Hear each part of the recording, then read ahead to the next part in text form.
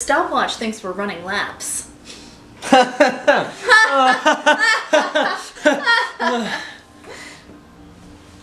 I'm Ashley Blom. And I'm James Fite. And together we are BlomFite. A comedy duo team. From Austin, Texas. And this is our banter.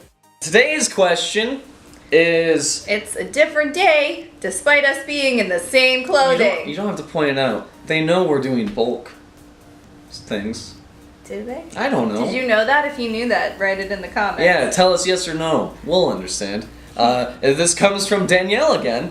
What advice would you give yourself at 18, post-high school grad, but either pre-college or in freshman year? Ashley, take it away. I would say get over your high school boyfriend quicker. It just caused me a lot of anguish holding out for this person, and we're good friends now. That's good. He was actually he was one of the groomsmen in my wedding. But yeah, I just spent so much time like longing for this person and like comparing everyone to this person, and it just caused me a lot of grief. And he wasn't doing that at the same time. Like, he wasn't pining over me. He wasn't spending so much brain power over it. And I feel like I could have gained a lot more confidence and taken a lot more opportunities if I hadn't been so hung up on this person. So yeah, I mean, I still had fun. I still dated around freshman year. And I mean, freshman year of college was awesome. I loved it. I went from feeling like invisible and unpretty to being one of the popular girls on the floor, which was really fun, and partying it up. And I made really good friends. And my college friends, I love them and hold them in a very special place in my heart. But I still was hung up on that guy. And yeah, I think I would tell myself, don't let guys be the most important thing. Like, just figure yourself out and have fun with it and be a more confident person and work on that. Because when I finally did realize I was over him, it was such a freeing experience. And now, like, I don't know, some people say they like hold out for their high school love, or like your first love, you'll never forget it. And like, yeah, I appreciate the time we had together. And all of those first relationship things were super special, but I don't have any sort of like lingering feelings or anything like that. I don't hold a torch for him. And we've both grown up into totally different people. So I think looking back, I just spent too much brain power and too much time and anguish over it. And I would tell myself that, yeah, you'll get over it and you'll be really excited about that. And that should have happened earlier. Wow, okay, yeah. That's what I would tell my 18-year-old self. Spend less time thinking about that one boy. Yeah, that one boy, or just like stressing out about dating in general. Oh, yeah. Yeah. I need to learn that advice. I'm working on it. You've accomplished the goal. I know, I'm working on you. I'm working on you. Oh, yeah. That's my goal now. Thanks, buddy. Help James not stress about dating. Because when you stop stressing is when you find it. Like, you find the person. Listen, I'm focused on flat films. I'm focused on you, audience. That sounds cheesy, but it's real. He wants to get in all of your pants. Yeah. Just... Even you. Especially you.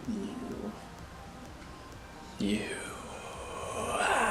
James, what would you say to your 18-year-old self? You know, I think about this a lot.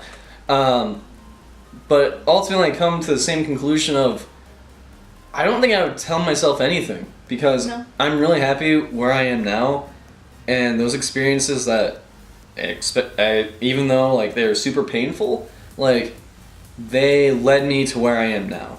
And even if I changed one thing, that could have completely screwed everything up.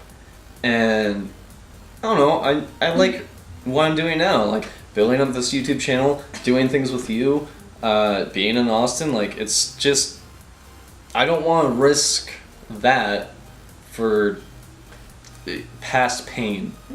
Like, I let that stuff go, and I'm just very happy where I am now. So it's kind of a cop-out answer. Yeah, that's a boring answer. I'll add another one to mine. Wow.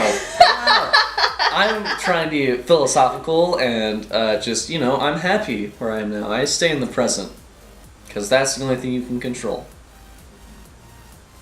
All right. I have one more thing. So my dad died when I was 19, So I would tell my 18-year-old self to spend more time with my dad. I remember being a younger teenager and thinking he was really lame because he was over emotional. Yeah. He would cry at Disney movies and just tell me and my brother how much he loved us, like, all the time. Be like, oh my God, Dad, you're such a mush. Like, chill out. Like, be a dude. But as I got to be an older teenager, I realized he was really cool, and we would talk about things, and I felt I could tell him anything, and he was just super supportive and super sweet. He still cried at every opportunity, but I loved it. And then my freshman year of college, he would actually sneak booze into my dorm room. So yeah, he would bring in. I remember one time he was dropping me off. I think he used to work in the city that I went to school in, so we'd have dinner every now and then. And he asked me what I needed one night, and I jokingly was like, "Oh yeah, get me a handle of vodka." Ha ha ha. And so we go out to dinner, and as I'm leaving the car, he's dropping me off in front of my dorm. He goes, "Oh wait," and he hands me this paper bag. I'm like, "Dad, I can't walk in with a paper bag of booze. Like, thank you, super cool, but I can't do it." And he's like, "What if it looks like this?" And he pulls out a Perrier bottle. And I was like, "Oh my God, you thought of everything." So yeah, at 18, I only had one more year with my dad. So I would tell myself to spend more time with him and really appreciate that time. Yeah. So I did 2, and you did half of 1. But mine was an authentic and real answer. You just want me to say, I want to be more confident. Tell myself be more confident. Well, you still haven't accomplished that. I'm way better than I was. I'm way better than I was, audience. Audience. We know what you're thinking, audience. We do? I don't know. You're like saying it very accusingly at them, like, audience. Listen. I'm much more confident now. I'm listening. But Ashley doesn't think I am. Because I tell her all my insecurities. I just dump them on her. He didn't want to pursue a girl because she didn't show...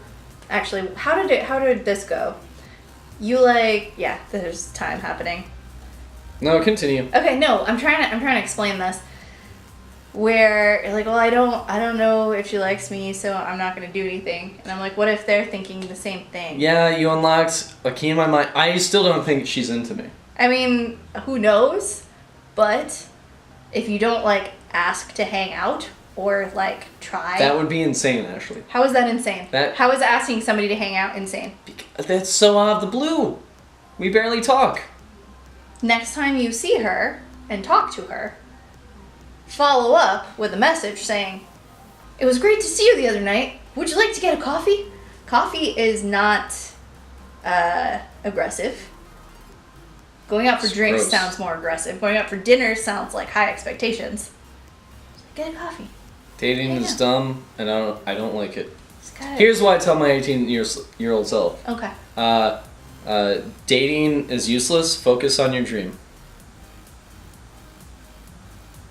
If you can figure out who the girl is, good for you. Write it in the comments. Don't do that. Write it in the comments. Share it on Facebook. No. Let everybody know. Don't do that.